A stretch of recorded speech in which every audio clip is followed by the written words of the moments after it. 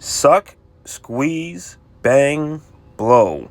This is what makes your car go. First, it sucks. Now let's use my awesome artwork to explain how this works. So when you first go to start your car, it's going to be turning this, which is called your crank, and your crank is going to be pushing your pistons up and down inside of your cylinders. As the piston travels down, this is the first step, which is the sucking step.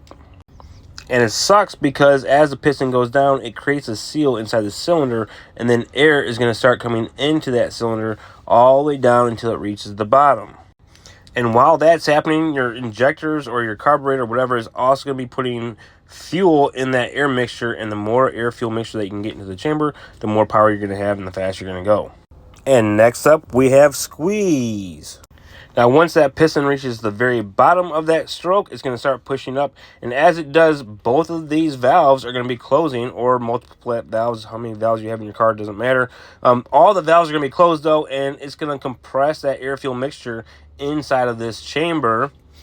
And that is why it's called squeeze, because you're squeezing the air inside the combustion chamber. This gives you your compression ratio. And then we get to bang. So once your piston travels all the way up and that air and fuel mixture is all compressed, you're going to have a spark plug inside that cylinder that's going to fire, catching that air fuel on fire, which is going to force that piston back down. And even though this step is called bang, it doesn't actually bang, like blow up in your cylinder. You want a nice, smooth, and steady burn all the way down as it forces that piston down to the bottom of its stroke.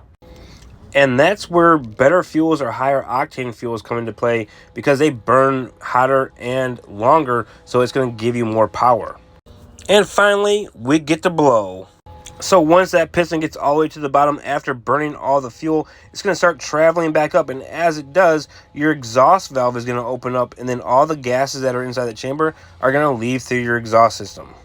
When you have multiple cylinders, one piston will be going down while the other one is going up at all times. So if this one is sucking in the air-fuel mixture and this one's on its way up, it's compressing so that it will fire to give that the momentum to push this one back up as it's coming down. And they just work back and forth. And that, my friends, is how your car's engine works in a nutshell.